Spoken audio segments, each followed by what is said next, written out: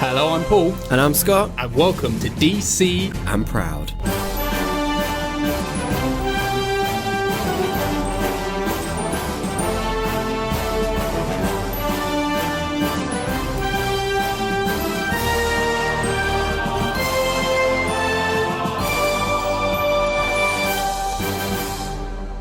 Hello everyone, welcome back to the second episode of the Batman Begins Again season. We just did Batman from 66 last episode. That was a lot of fun, wasn't it, Scott? It was a ball. It was an absolute ball. Watching it as well was an absolute ball. It was.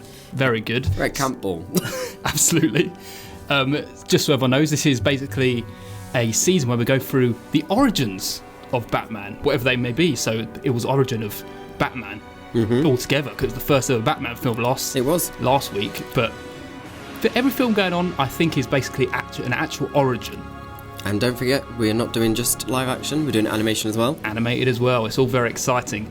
So, yes, today we are doing Batman 1989 from Tim Burton. So excited. I'm very excited. It stars Michael Keaton as Batman, Jack Nicholson as the Joker, Kim Basinger as Vicky Vale, and do we need to say anyone else? No, I think that's your top three. That's all you need. That's all you need. That's all you need.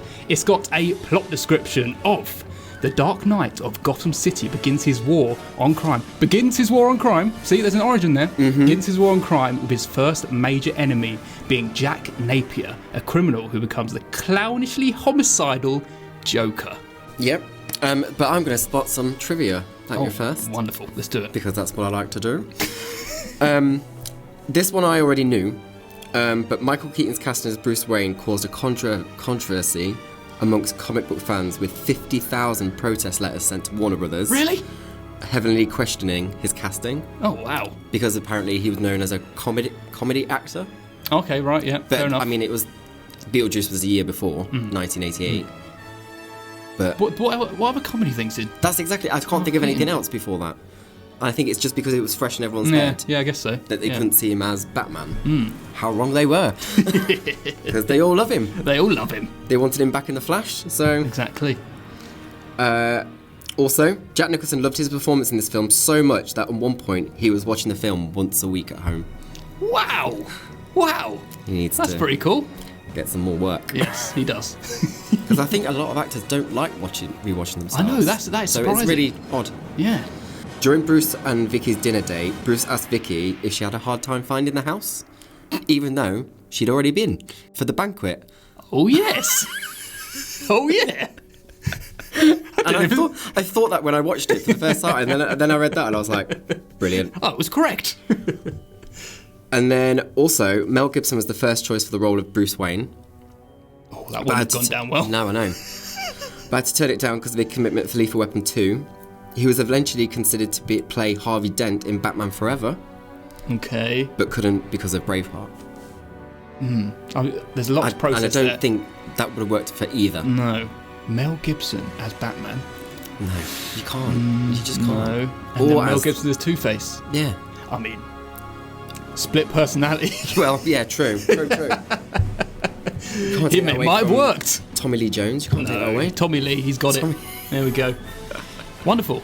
Thanks for those facts. You're welcome. So I guess we just go straight into it. Do you want to give like a sentence or two before we kick off speaking about it, of how you feel, or maybe your history of the film? So this is probably a film that I loved from the get-go, from when I was younger. I think I always look forward to rewatching it. Okay. But I usually watch it in a double bill with Batman Returns. Yeah. But I think it's just a great starting point. And I don't want to say too much right now. So, Of course. What about you? So surprisingly, I don't think I've watched it that much.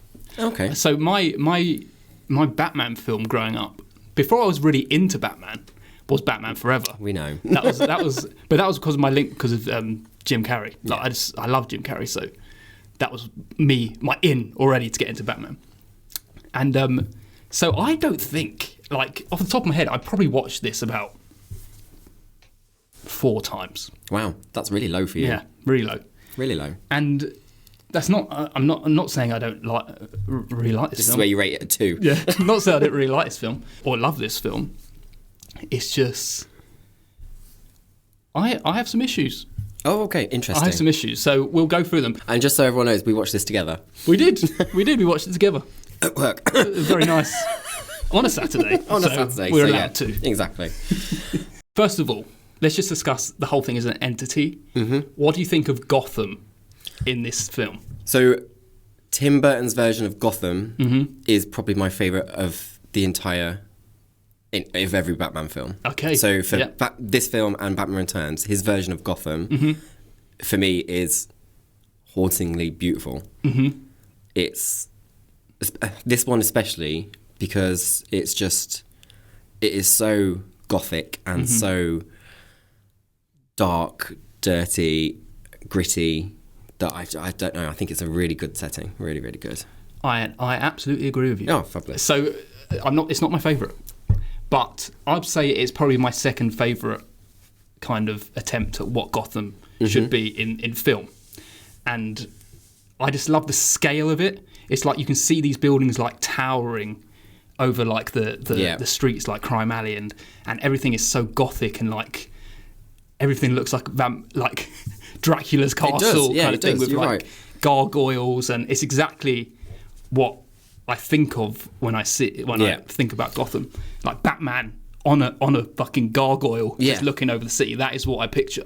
And do you know, I feel like what elevates it more for me, as well as the picture of or the images of the city, is Danny Elfman's score. Absolutely. It literally fits in it so well. It does. And they complement each other, like the imagery and the music, and it is exquisite. It's just so good. Do you know what? Going along to Dracula's castle again, it feels like if you walked into Dracula's castle, you can hear this kind of like Danny Elfman's score, like playing on an organ.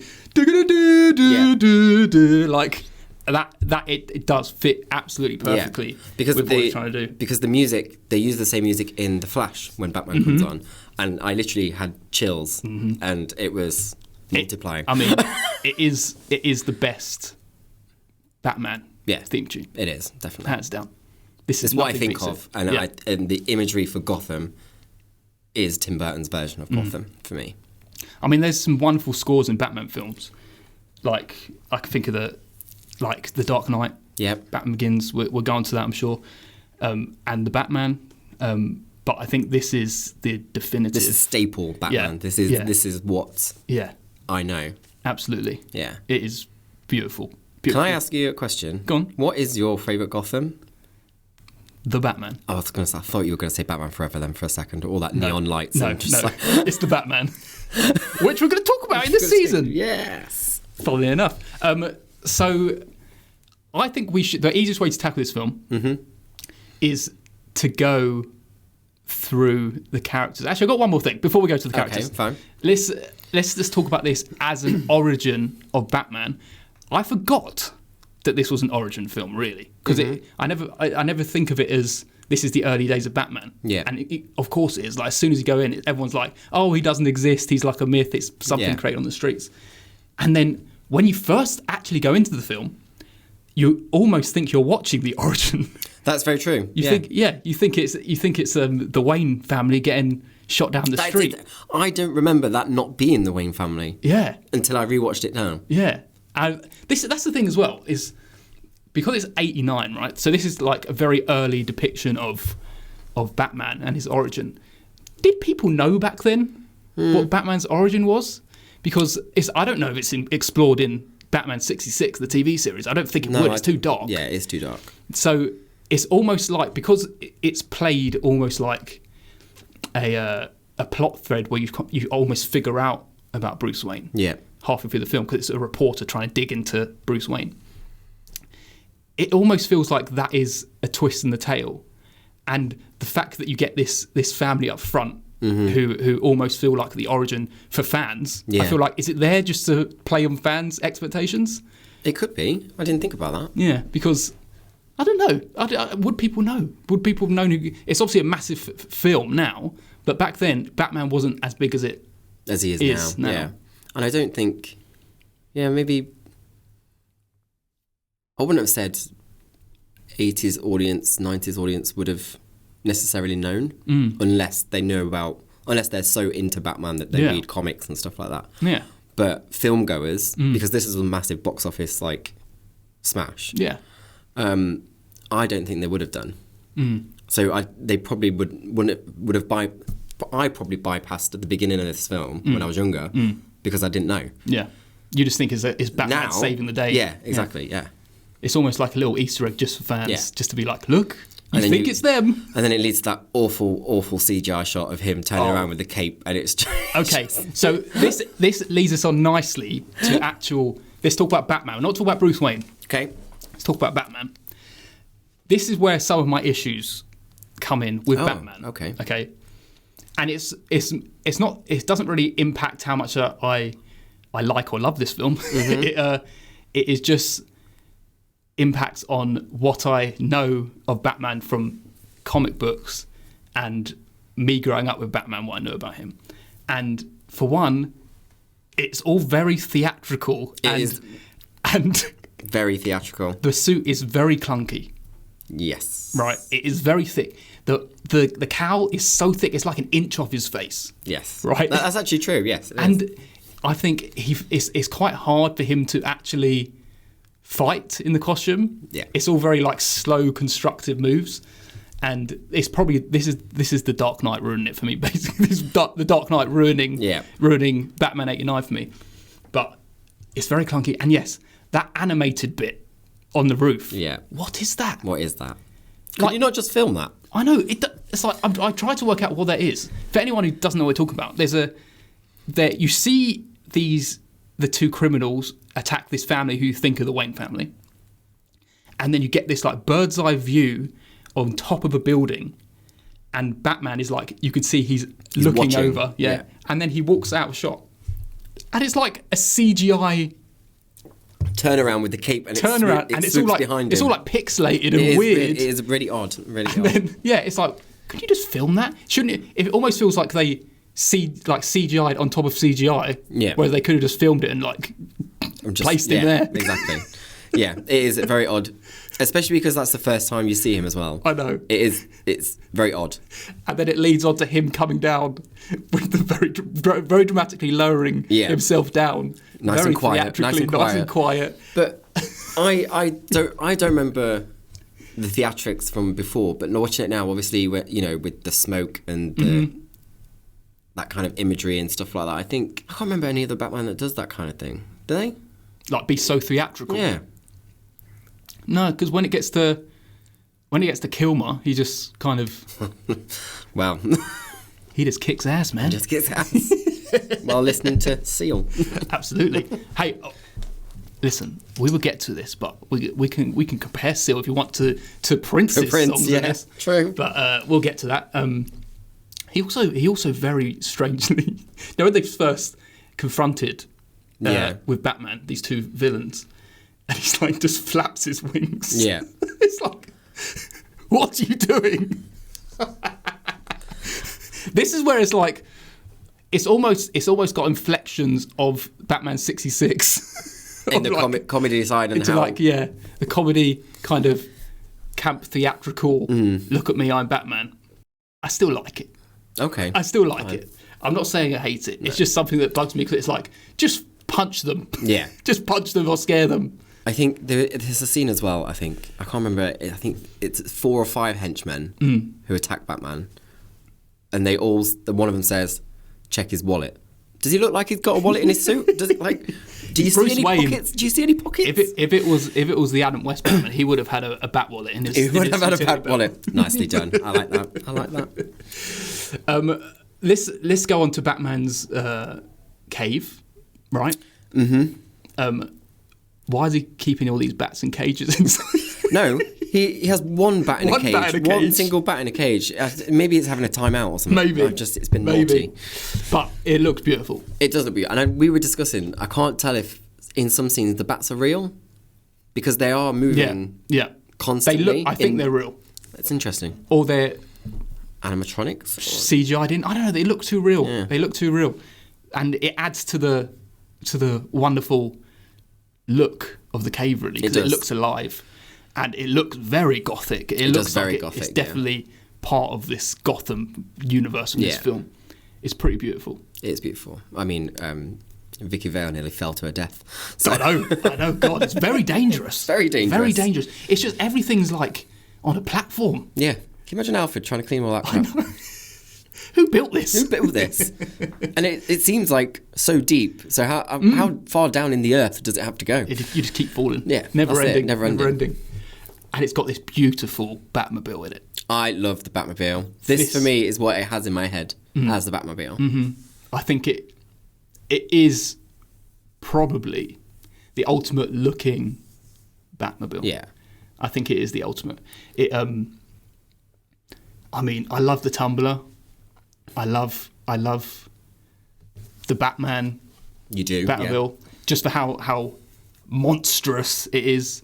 But if you're placing Batmobiles on a shelf, if you've got a little toy figurine, it's the ultimate. But this is the car if you in your head when you think of the Batmobile, this is the car I think about. Yeah, absolutely. And it's funny because you don't actually see it till 1 hour and 4 minutes into the film. I know, it's late. It's very late. Yeah, because it's something that I think everyone. It's what he's known for. Yeah, him and his you car. think of it immediately. So for it not to be seen for so long, and I completely forgot about it until I saw it. So and because it took so long, I was thinking, is the Batplane in this film? Is this where the moon goes? The Batplane goes over the moon. I love that scene. I love that scene. It's beautiful. It's so but well shot. That's another gothic. It's you've got the clouds and all you've got is just this. Like, what's it called? Batplane? I don't know. Batplane? Batplane? Yeah. I think it's a Batplane. Going against the full moon and then just dropping back down. And that whole scene actually I absolutely love. But it's it's almost like a little Easter egg for fans as well because it just looks like the bat searchlight in the sky, doesn't it? It's beautiful, so beautiful. It is. And just hanging there above in the moon just for 1 second, then dropping. And then dropping. So beautiful. Can we just talk about Batman and his morals? I know we spoke about this in Batman 66. Yep. For a long... As in Batman's morals? Yeah, Batman's morals, as in staple Batman's morals. He doesn't kill people. He doesn't. Because his family was killed when he was younger, so he never wants to put anyone through what he went through, right? Beautiful. And for a majority of this film, I was thinking, I'm pretty sure that he doesn't stick to the morals, but he is sticking to the morals right now. Like, people are dangling. He's dangling people off of scaffolding in Axe Chemicals. That's nothing. I don't know why it's called Axe Chemicals. It's called Ace Chemicals in the comic books.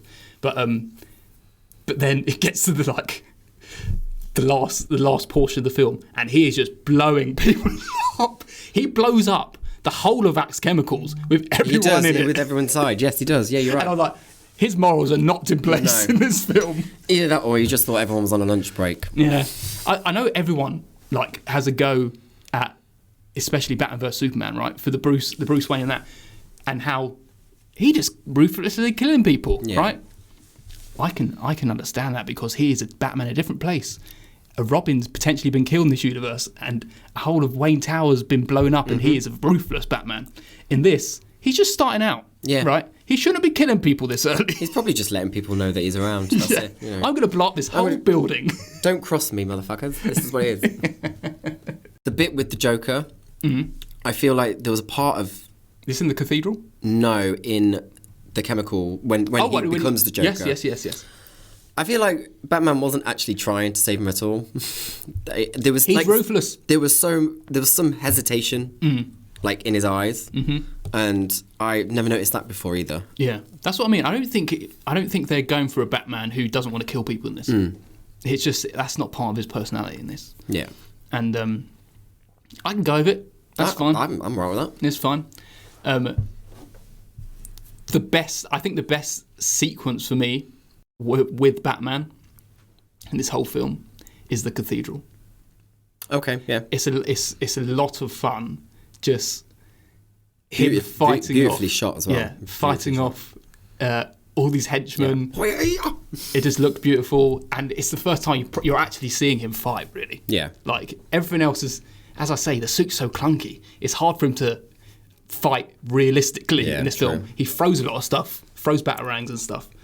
But I think it's a great little segment, and which leads us on.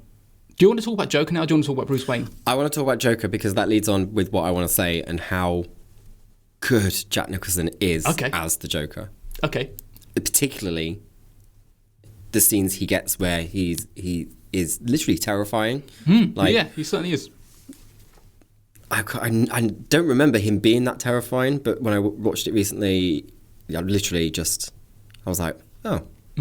Like his mannerisms, his facial expressions, like his laugh. Like when I think of the Joker and all incarnations of it, I always think of Jack Nicholson. And Are you saying it's your favourite Joker? I would say so, I think. Not Batman 66? No. That moustache? No, that's nicely hidden. No, I think he is, because I think he's just so invested and he does it so well. His craziness, I mean, his laugh alone is just really, like when he's hanging off the ladders and he's got the gargoyle attached to his leg. Oh yeah, that is iconic scene. It's iconic. Absolutely incredible. Yeah. And I don't think you can top moments like that. Absolutely. In moments like that where he's totally nuts. He's almost become the Joker, right? I'm talking about Jack Nicholson as an actor. But for me, there are moments in this film where I'm like, I'm just watching Jack Nicholson. I don't think he completely is the Joker at all times. Sometimes he just feels like they're just using Jack Nicholson as a character that he plays in all his films.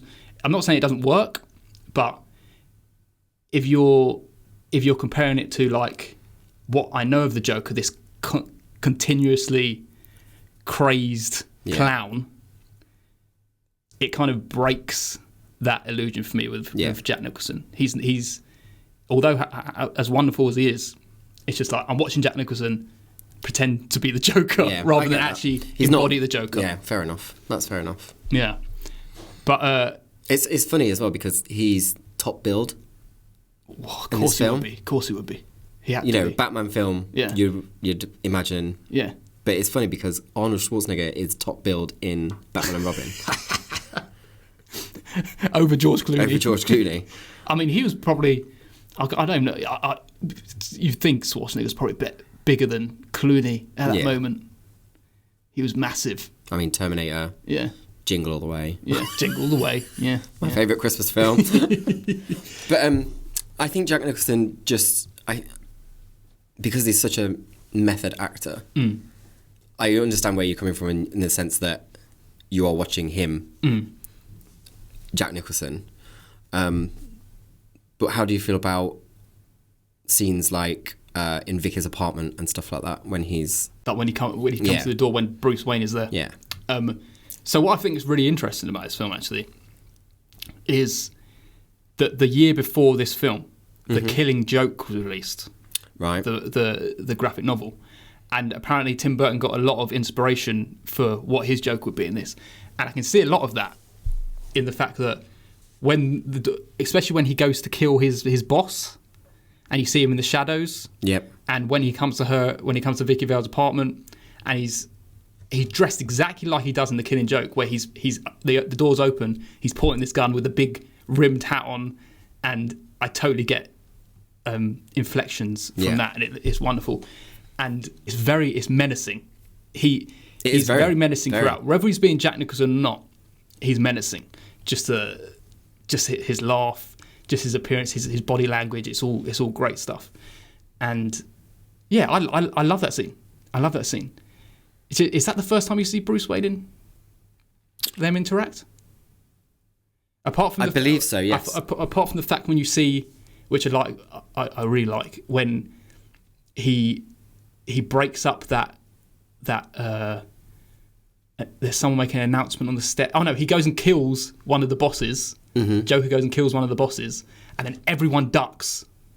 And then Bruce Wayne is still standing there watching. Yes, he is. And he gets shot in his arm. It automatically shows this guy's not scared. He has no fear for this guy. But I hate that scene because I hate mimes. I hate him. Oh, yeah. I hate him. Yeah. And I avoid them in Covent Garden everywhere. Yeah. I hate them. They're pretty creepy. Yeah. They do well in this film. And I enjoyed Jack Nicholson's many different outfits in this film. And he has like a mime kind of inspired outfit in there as well. With his little wave. Yeah. But talking about the Joker's origin.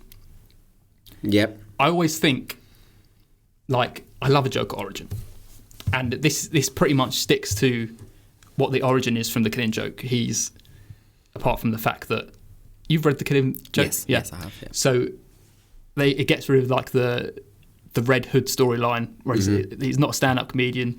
He's not been put in the Red Hood. He has been bamboozled into going to this place and taking the fall. Yeah. That's taken. And what I always think of is, how do they make the Joker look work in this by a guy falling into some chemicals? Why does he become this white-faced, green-haired, big-smiled guy? Yeah. And I think it really works, this film, because, and I totally forgot about this, the fact that he gets shot in the face. Yes, he does. Through the cheeks.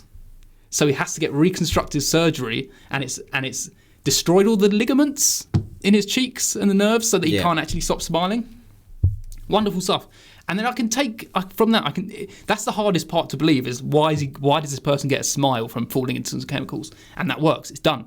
So the bleaching of the white skin and the green hair, it works. Yeah. So from then on, it works for me, which is great. I think one of my favourite shots in regards to the Joker is his hand coming out of water. Oh yeah, clearly a statue or something. Yeah, clearly. Just a plastic hand.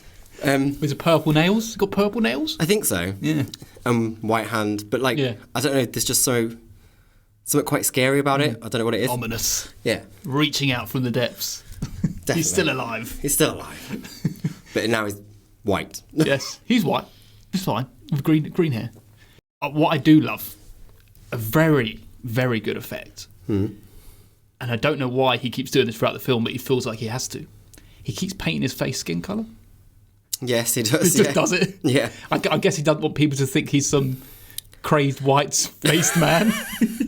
But it's such good effect, because when he wipes it, and reveals the white instead, because it's like a reversal. Yeah, it's a reversal. Yeah. It's so well done. It is. Clearly he just has white on his hand that he's wiping. Yeah. But it looks so well done that it's just such a great effect. And when you see him and he's laughing and he's got this crazed like white, yeah, where he's removing this pink and it says white underneath, it just looks great. It's a wonderful effect. Like with where Vicky chucks the water at him. I'm melting. And then he just turns around and he's like, boo. Yeah, so well done. And a thing about the Joker, an elaborate thing that he keeps doing. He does it more than once. The first time, he's created some sort of rig, right, that launches a boxing glove. Oh, that smashes the TV screen. Yeah. He just loves smashing his TV screens and his little den zombies. He does it twice. He does it twice. It's not the same boxing glove. No. I can't remember what he does to the second one. I just thought it was very elaborate. It's like a stick that he pulls that automatically destroys his TV whenever he needs it. Oh, I think he shoots the TV he probably the second shoots time. The second one, yeah. He's constantly buying TVs, this man. What do you think of... I remember watching this, you said you loved this scene, you mentioned it. The parade. I love the parade scene. I think because you've got Gotham, all its citizens that are all, money hungry, and they, because they're all, they're technically poor and stuff like that. It's all been sucked, all the money's been sucked from these people. But from that scene, and obviously when Batman comes in and the balloons are terrifying, they're actually terrifying. I just think it's so well done and played out, and I think I heard Tim Burton in an interview say he didn't want the Prince songs. Yeah. It was someone else's idea. I don't want the Prince songs. No, I think it works for it, because I can't actually now imagine any other piece of music. But only because Joker's instead. Dancing to it. That's very true. I think that's the only reason you like it. That is very true. Whereas, and the bit in the when he's just drawing the artwork. Yeah. But you can't. I'm sorry, you can't compare any of these Prince songs to the Seal one. No, of course not. Of course. That is a banger. That is a banger. I love it. I think, but the scene where all the money's being spread out, and then obviously the gas and stuff, and then in swoops Batman with a massive pair of scissors. It's like it clamps it and then cuts and it. then cuts it. He made sure he needed that on the Batplane. Yeah, it leads Crucial. up to a whole bit with Joker brings out the big gun, shoots down the Batplane. And you can see that inspired Christopher Nolan, clearly. Yes, because of his Joker version in and The he's Dark like, Knight. come on, hit me, come on, hit me. Go on, do it. It's like that. It's just the same thing playing out in a different way. But they both work. Yeah. Then one's not trying to outdo the other. No. You know, they're different times and stuff. And like when the bat plane crashes, it just looks so good. Just looks solid. Yeah, and I think the scene for both of them as characters really, really elevates and really works. Amazing. Yeah. You ever dance with the devil in the pale moonlight? Well, such a great line. It is such a great line. This is one. So also something else I forgot. Yeah, go on. Literally. Oh, you forgot that. Yeah, I thought you were about to say something. No. I forgot about him remembering as a kid. Yes. Hearing that. I don't know why I forgot that because it's quite a big thing. Does it work for me? I guess it works in the film, but for Batman as a character, I prefer it to be Joe Chill, the guy, the original person who was supposed to kill his parents, and nothing works better for me than in the set of novels of the three Jokers. Yes. Right? Which ends with the Joker bringing Joe Chill and Batman face to face, just so that Joe Chill can apologise and Batman can forgive him, so that the Joker can be his ultimate villain. Because he doesn't like that there's this person who Batman hates more than anyone. Wonderful, so good. That's funny because I watched Lego Batman not long ago as well, the Joker version of the Lego is so funny, and all he wants is for Batman to just to love him or hate him more than anyone else. Yeah, but that I don't know whether I like. I think it only works for this film. I don't think it works for Batman as a whole story. I think it's just needed. They clearly wanted something like cyclical that he's the ultimate villain for this film, and everything comes full circle. That the Joker was everything to Batman. Casting was very good for that because he was so. He looked more sinister than Jack Nicholson. Yes, I agree. There was something about his smile. His smile, it was scary, man. That guy was well cast. Yeah. I don't even know if he looked like Jack Nicholson. One line. One line, that's it. All I know is he was scary. Yeah. Don't know whether he looked like Jack Nicholson, but he was scary. Yeah. Interesting. Great. Yeah. Not sure if I like it. It's great. I get that. But I think we've got to the point in Batman stories now where I don't want to see his parents die anymore. I know, we've seen it enough. You've seen it so much, and everyone knows it. Which is what was good about the take at the beginning. Yeah. Because that's what you think you're watching. Yeah. I'm watching it again, but you're not. But you're not because it was the first time, and it's not even them. So it works. It works in hindsight as well. Yeah, definitely. Absolutely. Well, let's go on to Bruce Wayne. Cool. I love this Bruce Wayne. Yeah, he's great. He's great. It's just Michael Keaton's great. Comedy. Yeah. It's just so him and he's got good timing. Vicky sitting at the opposite ends of the dining table. Yeah, and just I don't think I've ever been in this room. He played it so well. Like he's blissfully unaware. He's not like pretentious. He just because he clearly doesn't care for any of this rich life. Yeah, he's just like, well, I'm just sitting in this house. Like I don't really know what I'm supposed to do. I'm not living this life. No. I'm just almost placed in this house. Yeah, exactly. And it's like.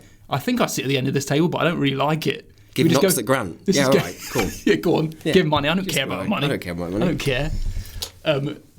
But there's this great thing that we found funny watching it together, where him and Vicky Vale have a very strange relationship. And Vicky Vale and Batman, where Bruce Wayne likes to get Vicky Vale drunk.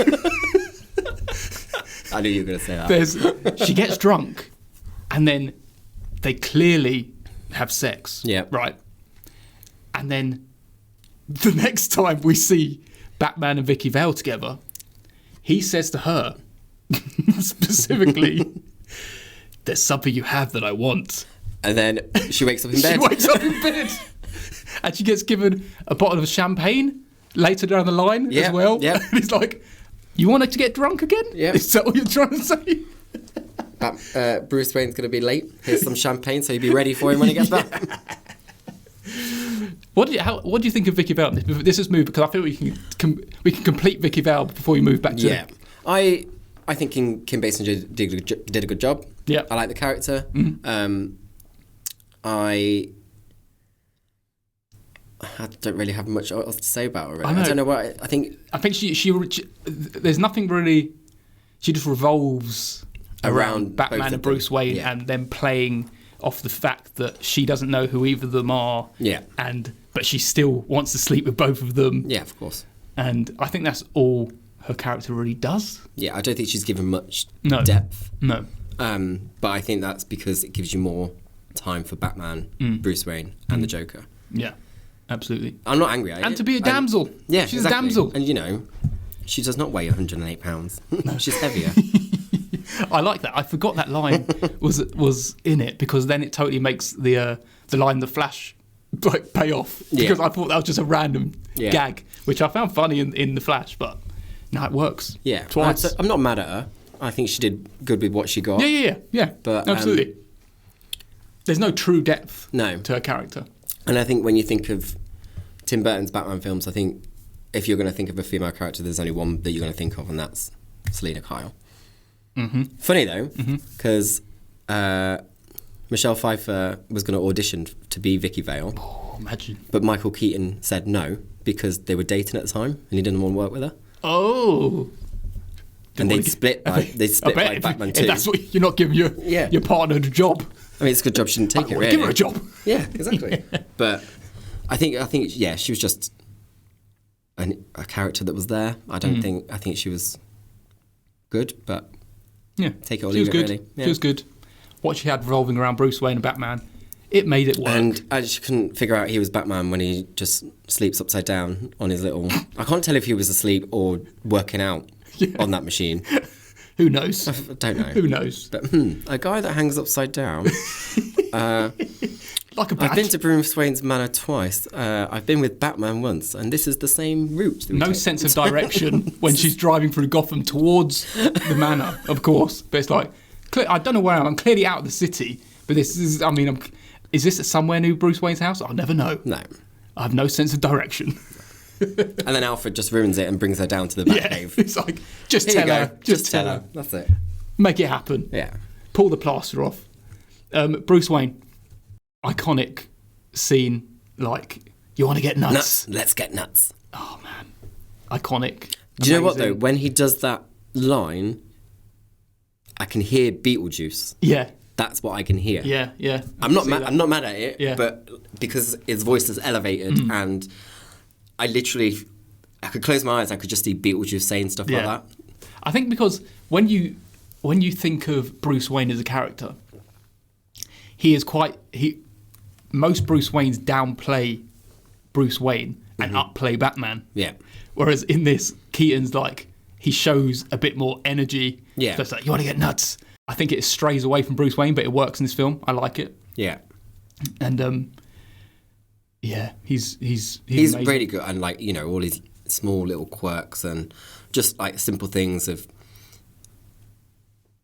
Alfred following him around when he puts the pen in the tree, like the little plant he's got in his house. He takes the pen out, and then Bruce Wayne puts a glass on the side. Cleaning up it's his about work. to fall off, and Alfred's there behind him, just catching it just in time. It's so good, so good. It doesn't have to try hard to be funny.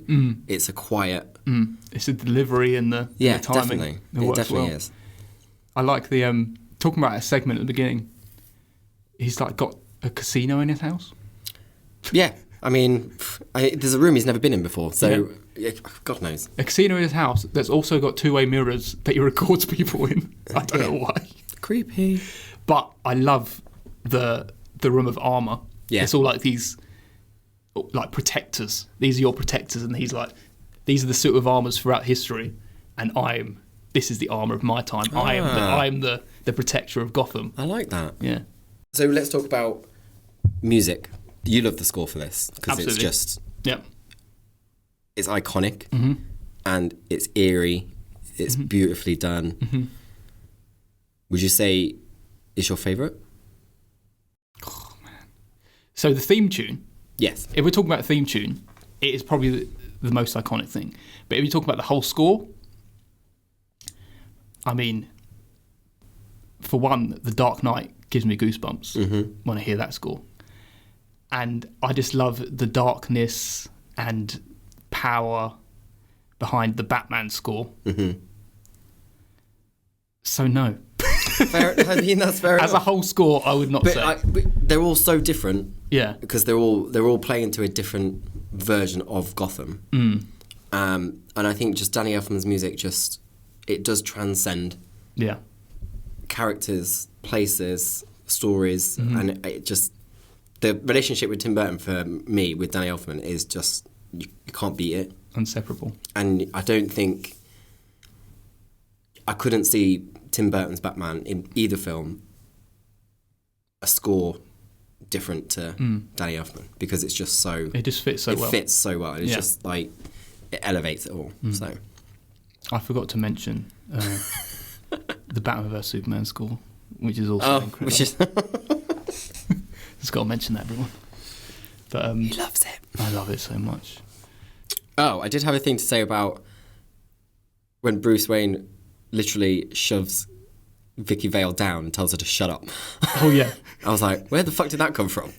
he's very brutal. This woman. He is like He needs her for one thing, and one thing only. Yeah. And as long as she's drunk doing it. Well, yeah, exactly. There was one thing that I came into my head when with the Joker scene in the factory and the coppers versus the mafia henchmen who Yep. were dressed very, very mafia. Yeah. Is the guns? All I can hear in my head is pew pew pew pew pew. The sound pew. effects of the guns. I know. It's comic books. No, but it's not. It's like that 80s, 90s gunshot. Pew. But all I hear in my head is pew pew pew pew pew pew, and that's a Lego Western. Batman for blaming that as well. But it's just so funny, and like all these barrels are meant to have toxic waste in that you clearly can't touch. Yeah, But they're all just these walking all coppers are over it. walking through it, and it's like It's their rubber soles. True. Their rubber soles don't get affected by it. Yeah. it's little things. I did think that as well. Like when the Joker, did he shoot it or something? axes He it. axes it. He gets an axe to I would it. imagine the guy'd stop melting as he walked into it. Yeah. I was like, does something happen? No, But he just stands in it. It's stands just in it. green water. That's all it is. That's all it is. Talking about someone who is like all throughout this film, although I don't think there's ever really, I mean, tell me if I'm wrong, there's ever really a payoff for him being in the film. But Harvey Dent's in the film. Yes, he is. Billy D. Williams. Yes.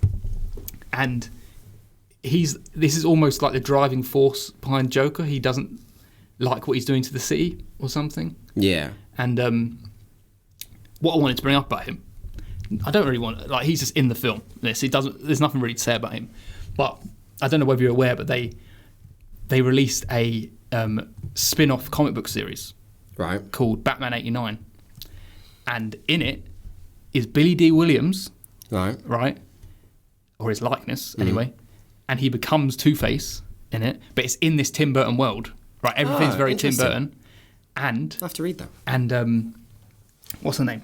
Winona Ryder is Barbara Gordon in it, What? and she becomes Batgirl. What? Yeah, That's a film I'd watch. yeah, and it's like That's so weird. It's so cool because it's like clearly in this Tim Burton world where it's the character, it's the actress she Yeah. would have used, and she becomes Batgirl. It's like, man. It wasn't that great. I wouldn't recommend it. I mean- but just if you want to carry on that world, like carry on Yeah. the first two Tim Burton films, I would recommend reading those comics just for a little bit of nostalgia for it. And I'm really upset with us getting robbed of another Michael Keaton Batman performance from Batgirl, the movie.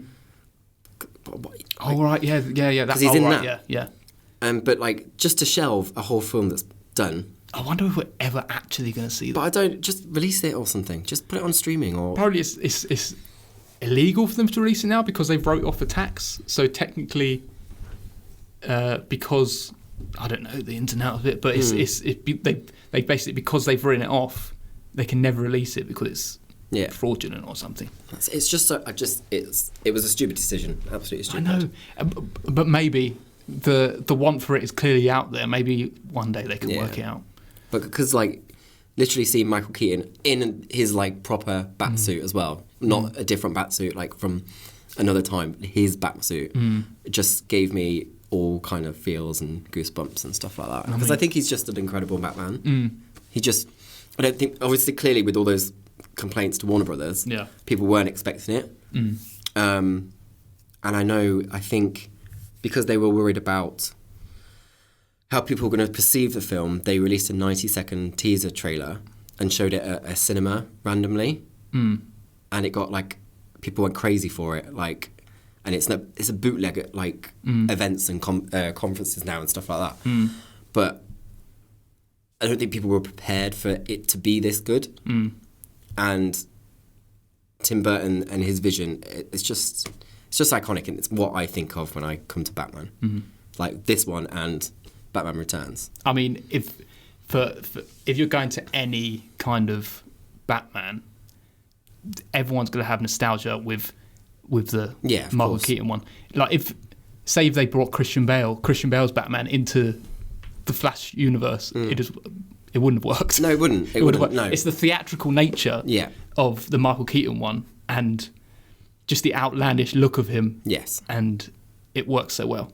Because I also think that the Dark Knight trilogy is kind of in a real world, if you know what I mean. Yeah. Like, whereas Tim Burton's and, the Flash and stuff like that, it's other world. Yeah. Like, it's not ours. It's a hyped up version of the world, especially the Tim Burton ones. Yeah. Yeah. Absolutely. Definitely. But I don't know, speaking of Batgirl, I don't know if we do ever see it, probably won't be for a while.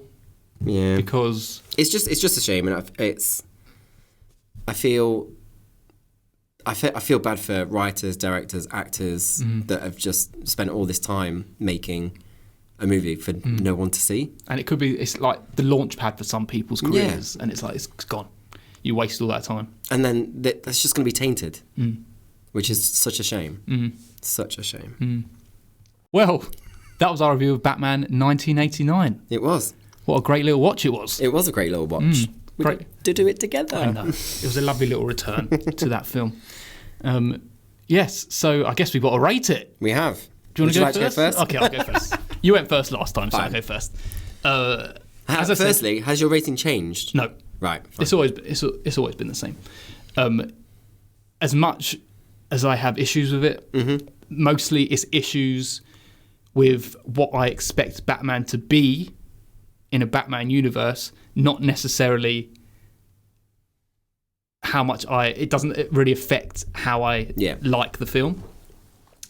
But I think it's a wonderful, wonderful take on Batman and the Batman universe. And it is a very, very solid and very high 9 out of 10. It's not perfect because it's got these issues, but it's a very solid 9 out of 10. Perfect. Well, nice one. My rating for this has not changed. I enjoyed it more, I think, now, because I've not seen it for a couple of years. I enjoyed it so much. And it is perfectly cast. It's perfectly written. I think Tim Burton did an amazing job, and so it's set design, and I think it was the first Batman to win an Oscar as well. I think that might have been for set design and stuff like that, maybe. But no, it's a solid 9 out of 10 for me because 9 as well. Cool. It's not quite there, but it's a great start. Absolute great start. His vision, you can see it. Yeah. Well, solid. The average is a 9 out of 10 then, and it becomes our new number one. Hey. Our new number one. It's taken the spot from Batman the movie, which has a 7.5, and so that's second place. The second place. Sorry, Batman 89, you're going down. There's a lot of films to come that are a lot better than you. Wow. Lovely. Well, to let everyone know what we're doing next, it's the third film in the Batman Begins Again season. It's another origin. It is. In animated form. Coming off the back of Batman, the animated series. And this is Batman Mask of the Phantasm. Brilliant. And I've not watched this, I don't think, before. Ooh. before? Not to my knowledge, I don't think I have. What year was it? 1993. Right, then probably I haven't. Well, I'm going to reserve any judgments I have for this film, but it's a very swift 1 hour 16 minutes. Perfect. Lovely. Right, so as we did last time, we have a question from one of our listeners, and it's from Ben. Good old Ben. Ben from Filmbusters, which Do we know him? is also my other podcast. If anyone knows or doesn't know, What a sly little plug. yes, sly little plug, Filmbusters. He says, "Can you both pinpoint the moment you fell in love with DC and tell us what it was that made you such fans?" Ooh, interesting. I'm going to go with, I think, when I became such a massive fan of DC was probably the release of Batman Returns. Okay. So when I was young. Because it is iconic, and I fell in love with Batman himself, the character, Catwoman, Penguin terrified me, Max terrified me as well. I've got stuff to say about Max. I know. Not good. No. Not good stuff. Not good stuff. But I think that's where I first watched Batman, and I think that's where I fell in love with DC, because that led me to explore even more. That's when I started to ask for comics from my parents and watch more animated TV Batman series and stuff like that. And I think that's where it started, and that's where it propelled. And yeah, I think that's where it was. Yeah. Yeah, definitely. And then obviously you go on to Superman and stuff like that, because I think as a kid, for me, I think Batman was massive, and I don't remember Superman being like that. But for me, it all started with Batman Returns. Beautiful. Yeah. All right. Yourself? Me. So I know exactly where my big love came from it, but there's always been like peppered throughout my life a sort of semi love for it, and Gotta love a semi. love a semi. So obviously I said Batman Forever. That was probably my in Yep. to watching a Batman and DC, but that was more because I loved Jim Carrey, as I said. And also throughout my life, my stepdad always loved Batman, and he loved all those films, especially the Val Kilmer Batman. He had a massive poster inside his wardrobe. Wow, of Batman. really? Yeah. That's great. So, kind of, I've always looked up to him and saw him as Batman, my stepdad, right? adorable. Because he had this, he loved it so much, and he became Batman. And my mum had him as Batman on her phone, right? That's what she called him. And so but my big love came around when The Dark Knight came out. Yeah. So As in the first film or the trilogy? The Dark Knight. So Right. I remember Batman Begins coming out, and I remember loving it. I remember I already loved Batman as a character, and I remember loving Batman Begins and watching it, but no love for Batman came stronger than when I was the lead up to The Dark Knight. I feel like there was such like a buzz in the air around the film, and Heath Ledger, especially when he died. That's true, yeah. That I don't think I've ever had more anticipation for a film than when The Dark Knight was coming out. And I was just blown away and in love when I saw that film for the first time. That it kind of unlocked something in me that I just wanted to watch anything and everything that was DC related. Because but then it was only Batman. And then it unlocked, what else can I watch that's in this universe? What other characters? What other things? And then I think it's amazing, right, that I live in this time, like before my time, right? 1989. Batman was just Batman was just starting out, and DC was just starting out with these small films. But I live in a time now where these films are getting made every year, multiple times a year, and I'm like, oh my god, I'm living through it.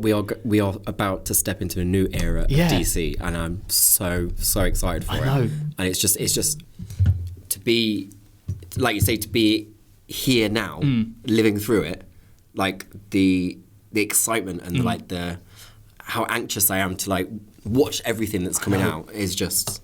I just feel. I know it sounds very sad. I feel so lucky to be Alive? living through this. That I get to experience these things firsthand and watch them in the cinema and experience them when they first come out. Because we watched The Flash together. Yeah, We got tickets to see that preview. and that's the end of an era. And that's the closing chapter of one. Well, it's not even. We've still got Aquaman. And Oh yeah, shit. I've watched Blue Beetle, everyone. I won't say what I think.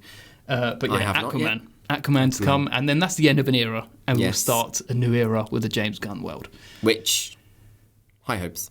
High hopes, everyone. But that is where my love started, I love that. I love it. and that's the end of the episode. That's the end of the episode, everyone. You can look forward to Batman: Master of the Phantasm.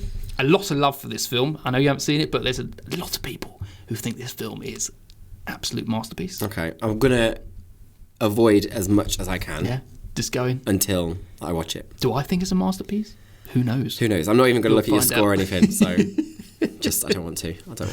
Exciting times. Thanks for listening, everyone. Thank you very much. Hope you enjoyed that, and we'll see you next time. Bye.